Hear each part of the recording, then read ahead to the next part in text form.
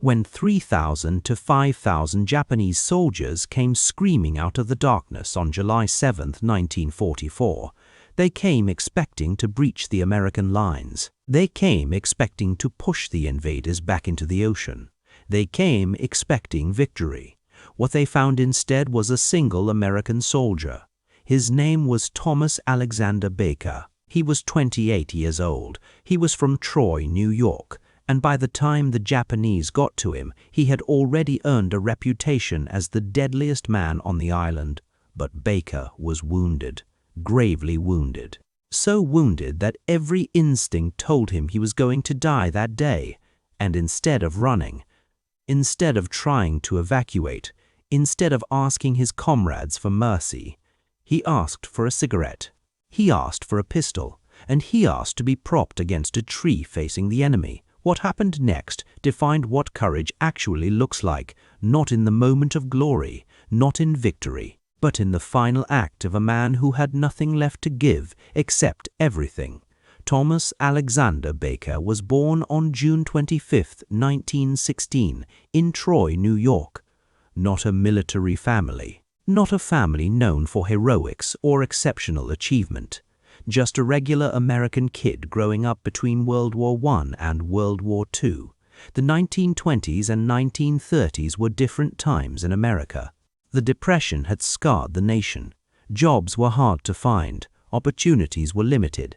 Young men knew that the world was uncertain, but they had little preparation for what was coming. Baker did what millions of other young Americans did in the late 1930s.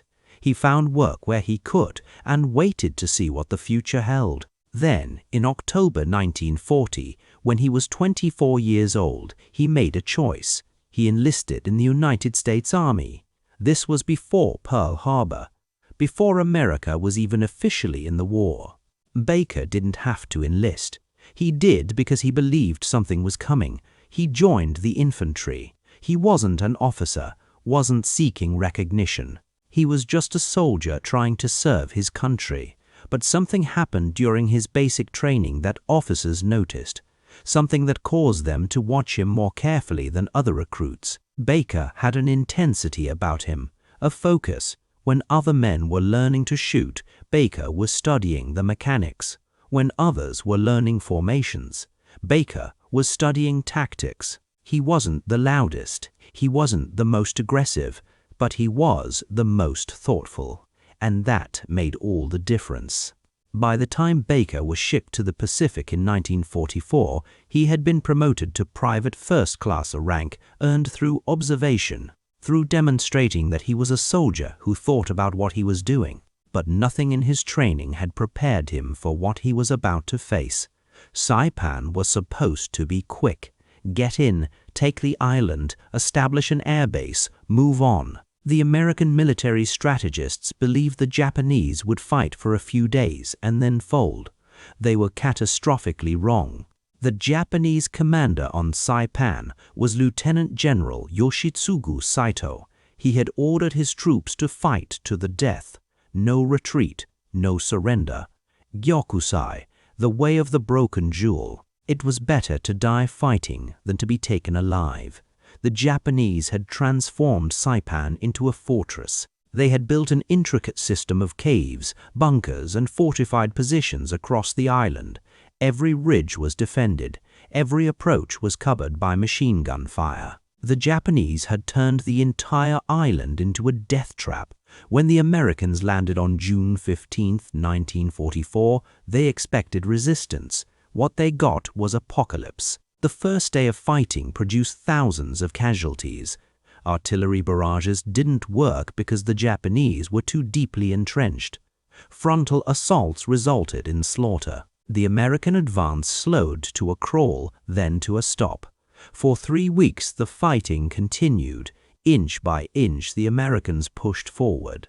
Yard by yard they advanced through the volcanic terrain. But every advance cost blood, and Private Thomas Baker was there for all of it. On June 19th, just 4 days after the landing, Baker's company was pinned down by Japanese machine gun fire, heavy fire, organized fire.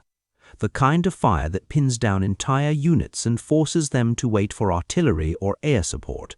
Baker's unit wasn't going anywhere. They were stuck, trapped, and Japanese bullets were tearing through their positions. That's when Baker did something remarkable without being ordered, without asking permission. He grabbed a bazooka and sprinted across 100 yards of open terrain toward the Japanese machine gun nest. 100 yards of open terrain, under machine gun fire, carrying a bazooka that weighed over 15 pounds, running at full speed. The Japanese saw him coming. They tried to cut him down. Bullets churned up the volcanic rock around him. Rounds snapped past his head. But Baker didn't stop. He reached the machine gun nest and fired the bazooka directly into it. The fortified position exploded. The machine gun fell silent. And suddenly, Baker's company had an opening. The unit surged forward through the opening Baker had created. The assault resumed. Because of one man's willingness to do the impossible, the unit had escaped the trap. But that was just the beginning of what Thomas Baker would accomplish on Saipan. Over the next several days, as Baker's company pushed deeper into Saipan's interior, Baker distinguished himself repeatedly. He was positioned in the rear of his company's movement, guarding against Japanese infiltration, soldiers who were supposed to cut off the American advance. It was dangerous work. Baker was often alone or with just one or two other soldiers, watching for enemy movement while the main unit advanced ahead. On at least 2 separate occasions, Baker encountered Japanese soldiers hiding behind American line soldiers, specifically tasked with attacking from the rear. The first time, he found 2 Japanese officers and 10 soldiers dug into a hidden position. Baker engaged them alone. When the firefight was over, all 12 Japanese soldiers were dead. None had gotten past him. The second time, he discovered 6 more enemy soldiers hidden in the terrain. Again, Baker engaged them alone. Again, all 6 were killed. 12 soldiers in the first engagement, 6 in the second. 18 Japanese soldiers eliminated by 1 American with nothing but determination and accurate rifle fire. By late June, Baker's reputation had spread through the unit. Here was a soldier who didn't panic, who didn't retreat, who, when faced with overwhelming odds, seemed to find a way to win. By the end of June, the Japanese position on Saipan was becoming untenable. The Americans had pushed the Japanese into the northern tip of the island. Saito, the Japanese commander, realized that victory was impossible. The garrison was doomed. But Saito had orders, and those orders were clear. There was to be one final assault. One last Banzai charge. Every remaining Japanese soldier would attack the American lines in one massive wave. They would die, but they would die fighting. Gyokusai, the broken jewel. On the evening of July 6, 1944, the Japanese officers gathered their remaining troops. They distributed sake and beer. They gave speeches about honor and duty. They explained that this would be the final stand. Approximately 4,300 Japanese soldiers, some wounded, some fresh, many of them fanatical, were gathered for one last assault. The assault began with screaming, thousands of voices, high-pitched, almost inhuman, the sound of Japanese soldiers charging into American positions. The American soldiers had dug in. They had machine guns, mortars, and artillery, but nothing had prepared them for an assault of this magnitude. Thousands of Japanese soldiers coming all at once from multiple directions.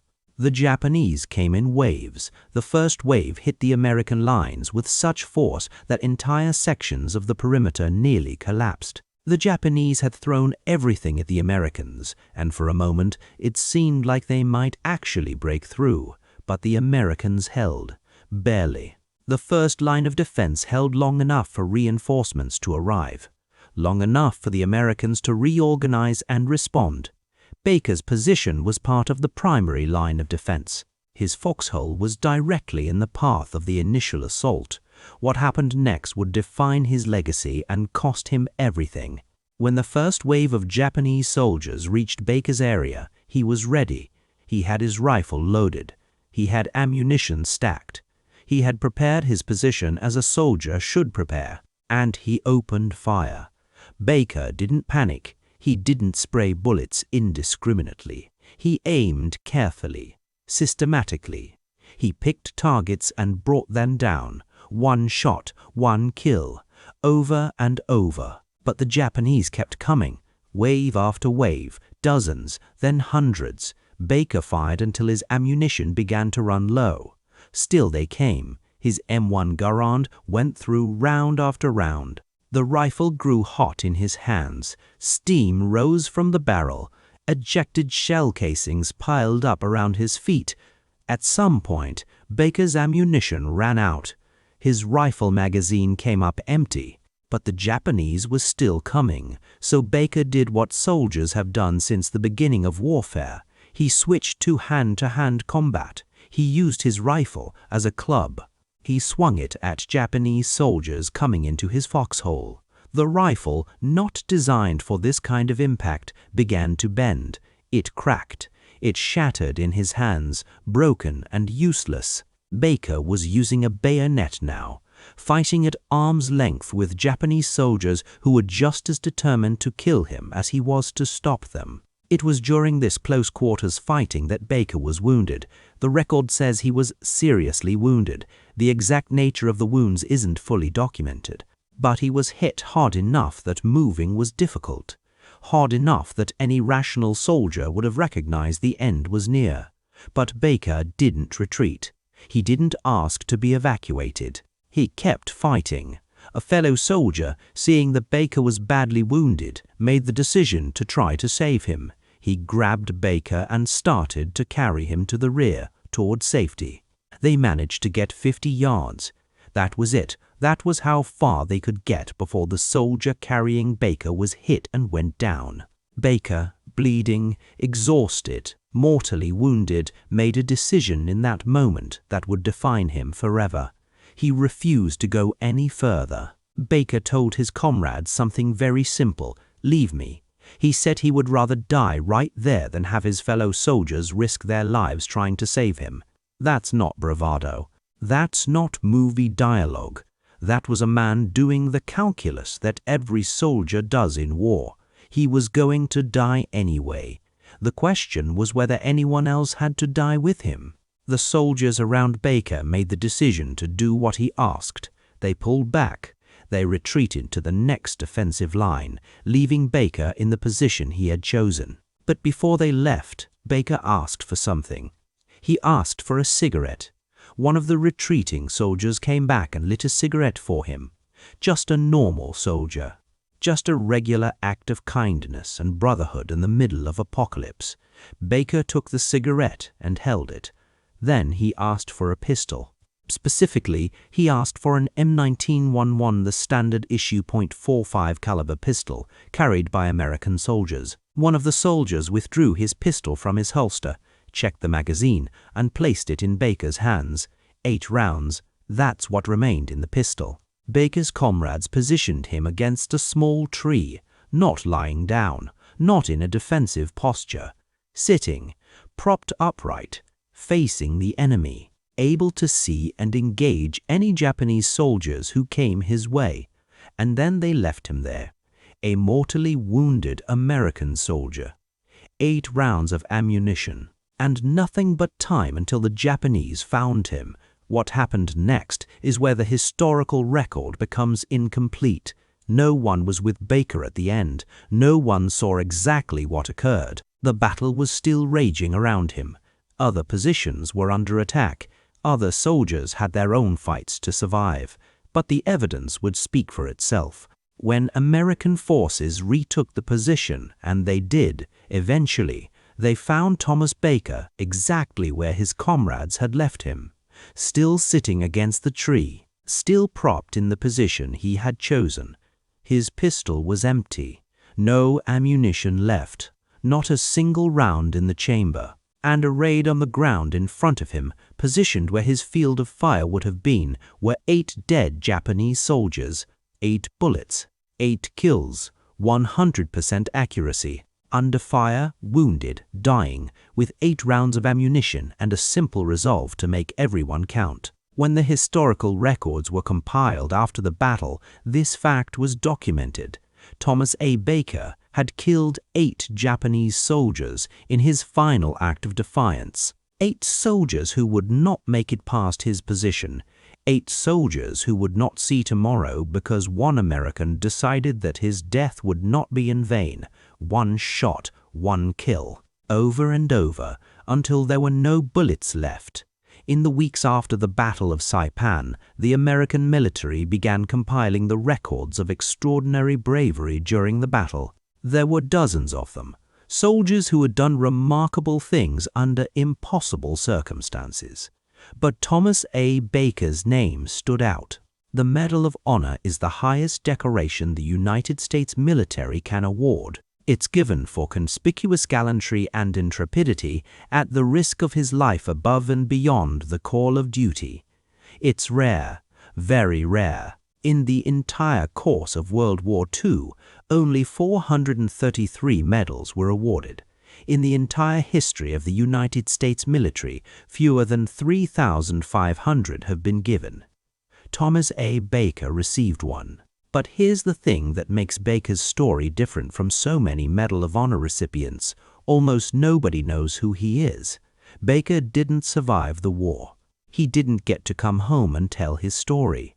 He didn't get to write a memoir or give interviews or become a public figure.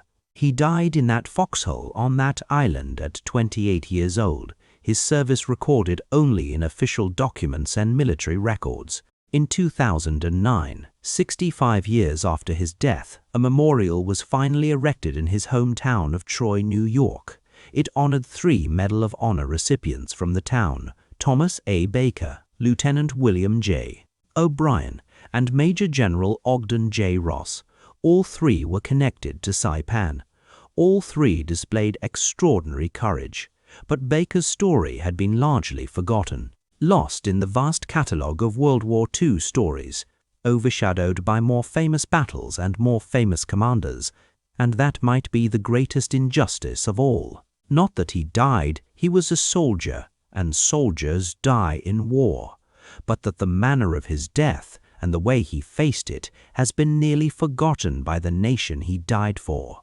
The official citation reads, "For conspicuous gallantry and intrepidity at the risk of his life, above and beyond the call of duty at Saipan, Mariana Islands, 19 June to 7 July 1944. It goes on to detail his actions: the bazooka charge, the ambush interdictions, the final stand, but the citation can't capture what actually happened. The citation can't show the character of a man who chose to be left behind so that others might live, who accepted his fate not with despair but with composure, who asked for a cigarette like he was sitting on a park bench, not facing the end of his life. The citation can only give the facts. The facts don't do justice to the man. The Battle of Saipan resulted in approximately 3,426 Japanese deaths in that final Banzai attack.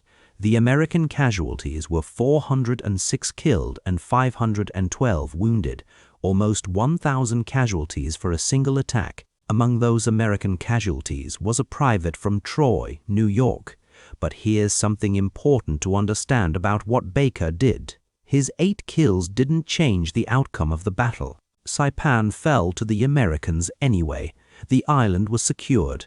The war continued. His 8 kills didn't change military history. His 8 kills didn't stop the Japanese advance or alter the course of the war. What his 8 kills did was exactly what he intended. They protected his comrades. They killed 8 Japanese soldiers who would not go around his position. 8 soldiers who would not attack his brothers in arms. In the context of war, that matters. That matters enormously.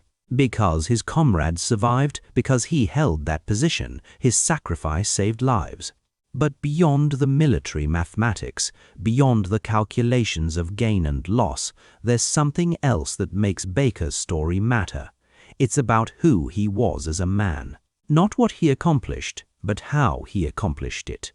Thomas A. Baker was not a natural warrior. He didn't grow up dreaming of combat. He wasn't a professional soldier trying to earn decorations. He was a young man from New York who was trying to do his duty. And when that duty led him to a foxhole on an island in the Pacific, facing overwhelming odds, he did what had to be done. Not because he wanted glory, not because he was seeking a medal, but because it was right. That's the actual story, not the heroics, the choice. When Baker was wounded and his comrades tried to save him, he could have let them. He could have gone back with them. He could have evacuated and tried to recover. Instead, he made the harder choice, the choice that cost him everything. That choice is what defines courage, not the act itself, the choice to act knowing the cost. Thomas Alexander Baker's remains were eventually recovered and sent home to New York. He was buried at Gerald B. H. Solomon's Saratoga National Cemetery in Schuylerville, New York. For many years, his grave was just another marker among thousands, one more soldier who had died in a distant war. But in 2009, more than 60 years after his death, the people of Troy, New York, decided to remember him. They erected a memorial. They held a ceremony. They told his story. On that day, people who had never known Thomas A. Baker came to honor him. People who hadn't been alive when he died. People who lived in the same town but had never known his name. Saipan is peaceful now. The volcanic rock has been weathered by decades of weather. The fortifications are crumbling. The island has returned to agriculture and tourism. Nobody who visits thinks about what happened there. Nobody swimming in the water off Saipan thinks about the thousands who died there in 1944. But the evidence is still there if you look for it. The bunkers still exist. The caves can still be found. The ground is still littered with the remains of war. And somewhere in that history, there's a small piece of ground where an American soldier sat against a tree with 8 rounds of ammunition and made a choice that nobody will ever see. But that made all the difference.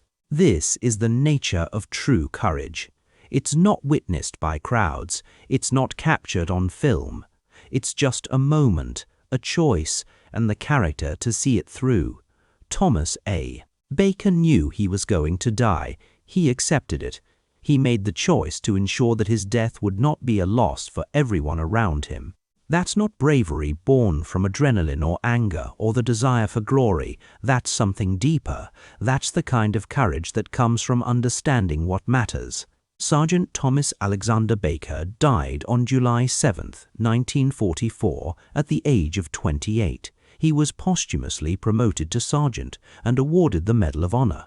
He was buried far from home in a cemetery where most people have never heard his name. But on that island, in that foxhole, in those final moments of his life, he did something that will define him forever. He stood. He didn't run. He didn't panic. He didn't ask for mercy. He asked for a cigarette and a pistol, and he kept firing. The story of Thomas A. Baker is the story of the American military at its best. Not the generals, not the strategy, not the grand operations, but the private soldier who, when everything that could go wrong did go wrong, found the strength to stand rather than fall. That's who deserves to be remembered. That's the kind of American who changed the world. Thomas A. Baker, Medal of Honor recipient. Almost forgotten, but not quite.